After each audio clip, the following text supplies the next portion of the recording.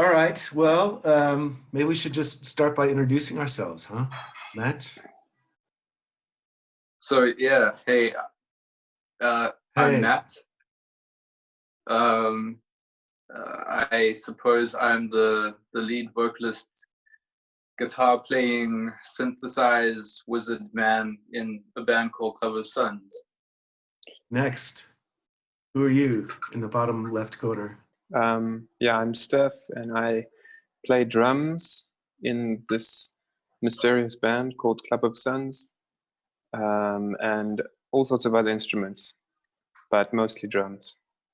I'm Isak Bass, and unexpectedly, I play bass. Okay. Oh, maybe I should introduce Who are you? myself as well. I'm Yeah. Rob. Yeah. I started this Songsmiths thing, and yeah, I do all the production in my studio, and I also play drums in Beautiful Losers, which is also a Songsmiths artist. And What's your studio called? it is called The Cooler. It is in Northcliffe, near you guys. Yeah, it's pretty cool out there. That's true. It's chill. It's chill. Chill at The Cooler. Yeah, actually, you, Matt, I mean, Club of Suns has been with Songsmiths from the beginning. Matt, you were the first person to come in and audition. Do you happen to remember when that was, or dare to take a guess? That was maybe 2-3 years ago. Yeah. I don't remember what month it was, but I do remember coming in, and I didn't know I was the first one. That's really interesting, actually. Yeah. It was actually, well, according to the audition video, it was August 31st, 2017, which I was going to freaks say me out. September. Yeah. I can't believe it's been that long. So you guys, at that time, you were, oh geez, you were an active band. It was all three of you together already playing together. I think we were starting a journey. We had that was the birth time of the project called Club of Suns, and I think we were looking for a way to express ourselves, performing live as well as releasing content, and it was the beginning. So you were actually a part of our origin story as Club of Suns. Obviously, like, we've known each other and done music together many years isolated from this specific project together. We've been involved with each other over the years, but we formed this thing called Club of Suns when we met you. Yeah. So you've been one of us technically since our origin. So yeah, that song you auditioned, that was Spaceman's Vertigo. That was the first song. And I dug the song, and I liked what you guys were doing. You were already active online and shooting videos and stuff. So we agreed to get into a bit of production together, agreed to record 6 songs, and we just got busy recording and promoting however we could. And I was just wondering, like, when did you feel like you were getting some traction and things were changing? When we met you and we started recording singles with you, we also started knocking on doors, getting into venues to start playing live as this project. And I think it kind of went hand in hand. Like, people want to see you active on social media. They want to see that you have a bit of portfolio. And I think it helps. Having the singles helps you get shows, and having the shows also helps you know what you want to do when you're in studio. You work things out. Steph, do you want to pick up on? Yeah, I was just thinking, actually, it was that September. Like you said, okay, the audition was the 31st of August. But I remember in that September, Matt kind of came up to me and he was like, I think he gave me a fist bump or something. I don't know, maybe it was a little more significant than that. But it felt like things were sort of gaining a bit of traction at that point.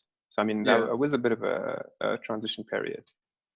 Isn't that Yeah, already? I mean, that first song we sent it off to Mix FM, and I think I was mean, just they thinking about playlisted that. on Yeah. that thing. Did you go in for Yeah. one of those interviews, the new artist We did. interviews? Yeah, Carrie-Anne, she invited us in to have a little interview with us as a band. They were redoing their Mix FM studio at the time, so we couldn't perform anything in the studio, but they played our tracks and they spoke to us and they asked us a little bit about who we are and what we're aiming to do. Yeah. And I think we were also just meeting the right people at the right time. So we had met Erica Davison, who at the time was managing Rise Productions, and she started getting us into shows and connecting us with the right people. And Jade Holding, he's a photographer and friend of ours as well, who also has great contacts in the industry. And he started I think he saw us live one day and was like, "You guys are a bit different and not what I was expecting," in his words. So he took a liking to what we were doing and our, I think, overall message of what we were creating, because it's not just music. Like we have this kind of like desire to do a bit of everything ourselves, and he liked our creativity and our approach to doing things. So he got us in with Carrie-Anne. I think it was one of his contacts. I mean, through that contact, we even had that gig where we opened for Wonderboom, and Anna Carson's was at that fest. So just going from kind of 0 gigs, playing for ourselves and our friends and family at home, to suddenly having a manager and gigs and a producer and tracks on all the official platforms and being on the radio station. So I think it can't be understated that I guess the kind of momentum we generated from being able to produce those tracks. And I've just been getting a console going again, and I was playing Crash Bandicoot like in my childhood days, and there's this particular box that you kind of get, like the checkpoint box, and when you get a checkpoint, you flip and relieve, man, and it's just like this physical point that you're saved at. And I think for me, those tracks felt like that. It felt like if we do nothing now for a month, we're still going to be able to fall back on those tracks. And so it was this kind of a checkpoint and this kind of saving point that was really great, that we could always fall back on that foundation, and our new lowest level was much higher than before. So yeah.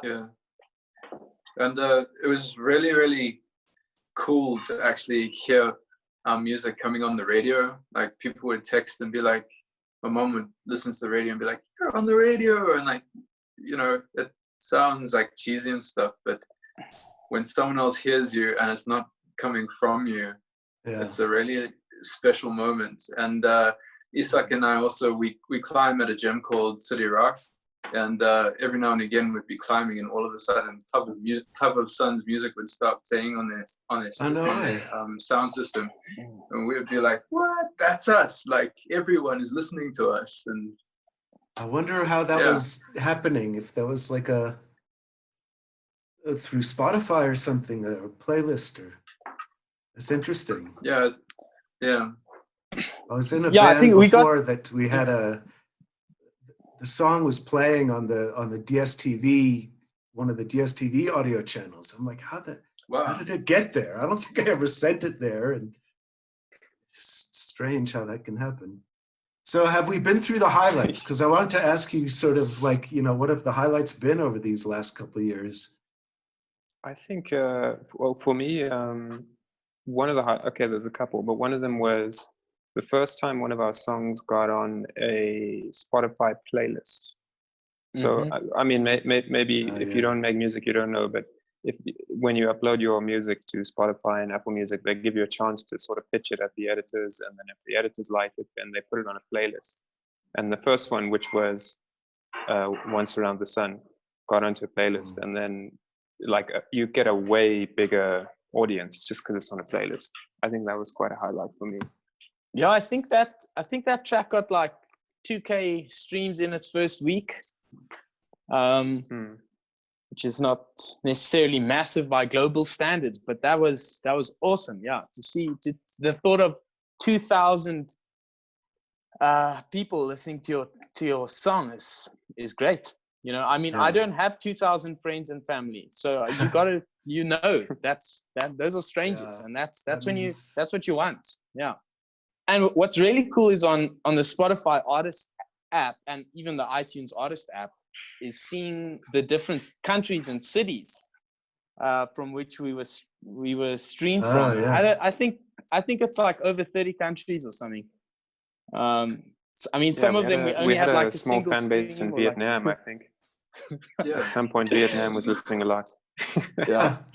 And a couple of streams from Belgium, but Steph says that may have been him when he was there. Yeah, I think that was me. Yeah.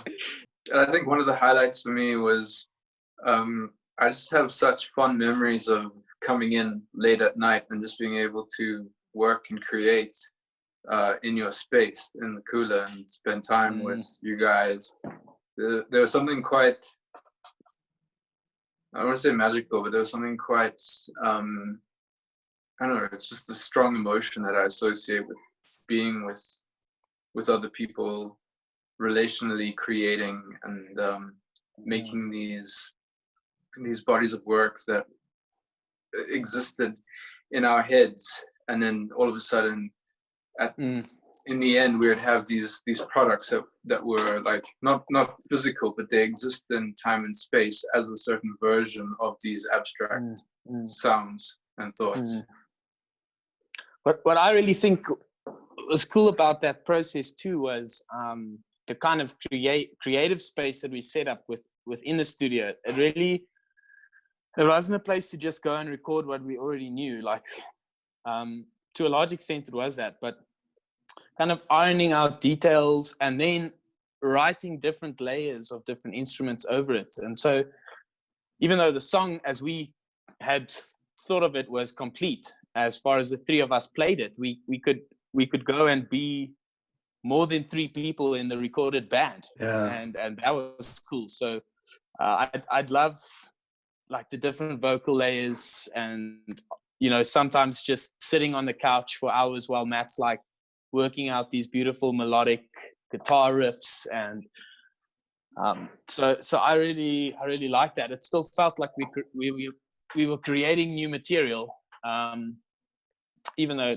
we had actually written the songs. Yeah, so yeah, that was. I have to say, I often in the studio, I'm kind of like stressed out and feel like we need to get stuff done or whatever. And I think it was really only on Mexico, the last song, the one that's coming out on Thursday, that I felt I just want to feel more free, and just if I have an idea, just do it. Don't be lazy, or you know. And so I need to be in that mind frame more. I mean, I guess it's more important for the musicians to be sort of relaxed and in the moment, in the vibe. And if anyone's going to be stressed, I guess it'll be me. But it's so much nicer to just get creative with the production process, and you know, stick the amp in the other room and the mic on the ceiling or whatever, and just do those things. Just do those things and enjoy it, you know. Yeah, I must say I was pretty stressed on the first song. I think I even me too. In studio, I texted Steph what you said, and I was like, dude, I'm like really stressed. I need something to just like help me out. And maybe you can hear a bit of the tension in the first song, but I think as we got to know each other and we got to know the processes, we kind of like relaxed, and we could just come in and like lay stuff down. And I think you can hear the progression from the beginning to the end. And Mexico, the song that we're going to release, I think has that kind of very relaxed, we know what we want from the song kind of sound, and we just kind of put it out, you know. Yeah. It's unforced. That's what it feels like to me. It's kind of like when a great musician like Jeff Buckley would go into studio and just kind of do kind of ideas around around a kind of sound that he was looking for. I feel like that's what we did with Mexico. We just went in and put something out that was close to our hearts. So it's a feely one. Yeah. I mean, it is important for the musicians and the producer to be on sort of the same wavelength. So I'm sure that developed as well. And I wish I could remember it. I had just a brilliant point I was going to make. It's gone. It will come back to you. We can come back to it, and you can edit it. We can edit it back in as if we did. Oh, that was my point. See, I'm on the point now. But I mean, when we first started recording, I mean, you weren't really actively gigging and stuff. And, you know, by the 6th song that we did, you had a lot of gigs under your belt. And that makes a huge difference, you know, just taking the songs out on the road and playing them and getting responses from people. And so I think probably that made a big difference in, even on the production side, that makes a big difference, having that experience. But I also was wondering, maybe there were some songs that really stuck out. I don't know, when you would play live, or what songs got like the big responses? And I mean, we always get a really good response from Hollow when we play it live. I know that people seem to love that one. Yeah, that's one of those ones that has that Club of Suns sort of big majestic ending. I like that. Yeah, that's a good one. Yeah. Yeah, and some of the like real big synth presence, and like the kind of orchestra feelings that come through at times. I think, yeah, that's cool. That's cool, because we don't have all of those tools to our, like, at our disposal when we're playing live, and we kind of have to rely on other energies to get get people stoked, and they really do. But I liked that we were able to make the track much bigger than it is live on the recorded version. It doesn't bow down to its live energy, and because we could add all these layers that we can't necessarily do live. So I like that about Hollow. Yeah, they kind of they are different in their different spaces. Like they exist. I don't know how to say this, but like when you play a song live, it's this thing that exists while we're performing it, that is a different translation when you sit down and you record it. And that's what I like about them. Like Liberosis for us, when we play it live, it's not as big and bouncy. And when we recorded it, like it's really like, it's a cool song recorded. Same with Talisman, like when we play it, it's down tempo, but like the recorded version feels quite strong. I don't know if you guys feel the same way, but I think one thing, like when you play live, you really got to be there. You know, you got to really meet the feeling that song is trying to convey. And if you can't get into that frequency, you don't really communicate the track properly, and people don't get in. They don't want to meet you there. They don't get involved. And recording is kind of a lot more pressure in terms of being tight and being on time and being technical, and yet it's that same principle, that same consistency. If you can't do those technical functions while meeting the track emotionally, it seems to fall flat sometimes. You know, you need to be able to, and I think that's what we got better at with time, because our technical abilities improved, and so we kind of had more mental capacity and musical capacity left over to really emotionally tap into the track while we were technically kind of laying it down solid, you know. So I think we've gotten better at capturing the feeling of the track when we're recording, and I think that's really overlaps with, that's a skill that's really important when you play live too. So I enjoy that. Yeah, there's times where Matt just kind of, he's just like, he's got this power stance and he's laying down some vocals and he just opens up like a blue whale in the cooler, and I don't know, it's cool. It's a lot of energy. I enjoy witnessing that when we manage to meet the moment. Yeah. You're making me miss gigging quite a lot. So you're not gigging. I was going to ask, like, what's going on now? What's coming? What's next? Yeah, we were supposed to be performing outside of our borders, in another country. But COVID has ruined that for us and ruined some of the momentum that we were building. So we're trying to have to find new ways of getting our music out there. And I think a lot of musicians are just battling with the same thing. Yeah. But I think there are musicians that are managing to stay productive in this time, and it's quite cool.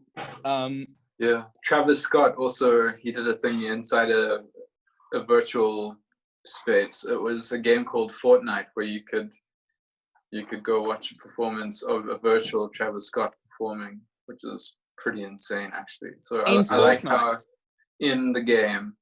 Yeah, that's crazy. That's pretty cool. Yeah. See, that's another opportunity for music, music. Like, as you guys know, I'm looking to get music into film and television because it's a good way these days to make some money with music, especially in South Africa. The gigs aren't, super plentiful, and, people aren't really buying CDs anymore, and it takes a bazillion streams to make any sort of money. So sync, like in TV and film and video games. So literally, those are like sort of the new frontier, I reckon. Well, it's been around for a long time. It's a good option for us indie artists, Do you want to expand on the syncing side of the music? I mean, it's something that we've only really now towards the last song kind of spoken about doing that through you. So yeah, we're talking about, I don't know, Isak was talking about sort of those milestones. It's like a perfect time. I've got your 6 songs, I've got 4 songs, and like another 3 coming from my band, and I've got Joe's song.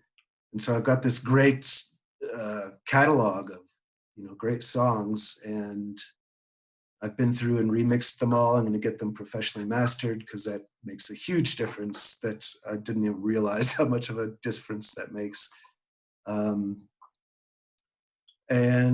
yeah, I'm starting to meet a couple music supervisors. Those are the people who are in charge of choosing music in these productions. And I'm meeting them, I'm introducing all this music to them. And, it's going to really come down to timing where,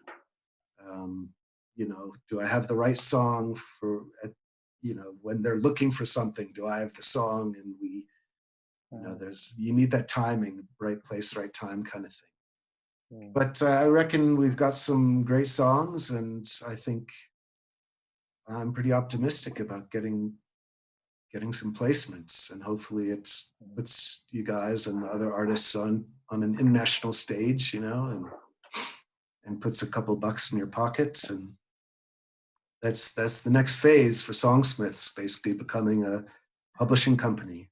So let's talk about the song Mexico that's coming out this Thursday, May 7th. Want to tell us, Matt, about that song, what it's about, what it means to you?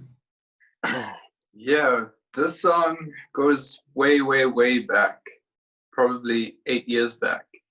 Oh, wow. And we could talk about this song for another hour, but short version, quick quick version.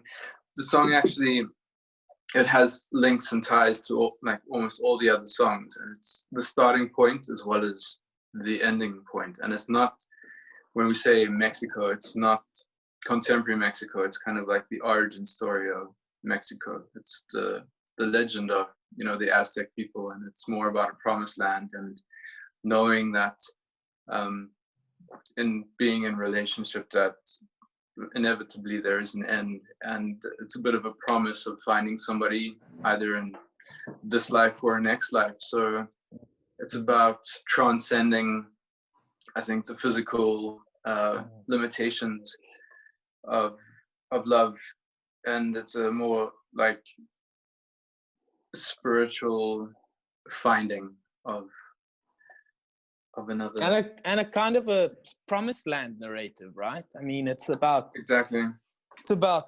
trudging through the desert and finding that oasis. And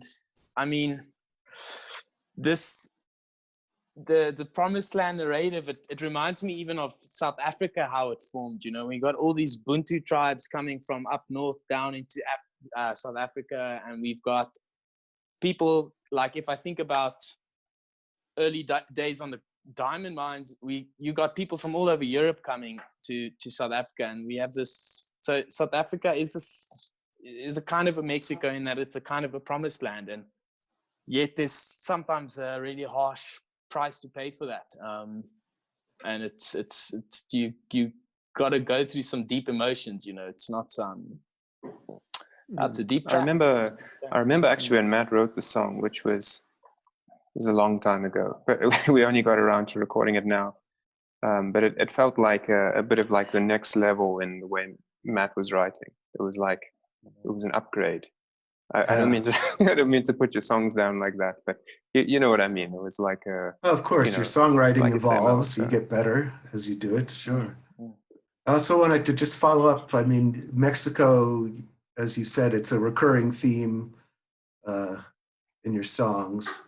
And another recurring theme is sort of the space thing, right? Yeah. I mean, there's Club of Suns, the word sun is in there, and Once Around the Sun, and Spaceman's Vertigo. And so what's the space theme? Yeah, well, Steph he's a physicist, actually. Was yeah. You were, no, you're still at heart, you're a particle physicist. But I think both of us, I think all of us, we've been brought up in religious homes. We might not overtly be like a religious band. I think we sing about life and art and things that are, I think, more left of anything that's been structured. But space, I think, is important to us because that's our origin. Our atoms were forged in the hearts of dying stars, and so we wanted to make this thing that was safe for all people, all walks of life. We're all space people. We're hurtling through space. We're all astronauts. We're all aliens. And yet there's this duality for me there. Like, I like that because on one hand, this the whole thing of coming from space and from stardust, and we're all stardust. It's like this extremely unifying force. But then I also know that the three of us, in our own rights, have all, to a large extent, felt like outsiders at times from the general population, and felt like we think differently and look differently, and do things differently. And so there's this kind of duality between the space theme being like this unifying force, and also this kind of isolating force, feeling like an outsider. So like you're aliens aliens on Earth, among humanity. This is why I called you guys cerebral rock. thinking people. I love that description. Yeah. And that's well, me too. I think so many people, like, they fall into the trap of trying to make music that's just going to sell well. But I hope that we are a little bit more authentic. Like, we draw so much inspiration from what's around us, and we have to read books, we have to watch films, we have to listen to new stuff, and we all love the arts. And we're very aware of what's happening socially, politically. We may not sing about it or talk about it overtly, but it really does impact us, and people are important to us. Our minds and our souls are important to us, and we just kind of want to see something better for humanity. Well, that seems like a good place to wrap it up, guys. Thanks so much for joining me tonight, and for all the music and all the efforts. And it's really been cool, guys. And let's everyone look forward to the last Club of Suns Songsmiths collaboration dropping on Thursday. Thanks, guys. Thanks, Rob. Thanks for being our producer for so long. Yeah, indeed. Cool. Yeah, it's been a crazy journey. We really appreciate everything you've done with us and for us. Awesome. Yeah, such a privilege to spend the hours in studio. Just a privilege. I love it. Yeah. I look forward to, I hope you guys keep it up, keep going, and I look forward to seeing what's next. Likewise, we'll keep hopefully a relationship going with you, and we'll see what you keep making, and who knows, I mean, maybe we can do music again. We need to get together in person when this crap is over. Yeah. Have a drink.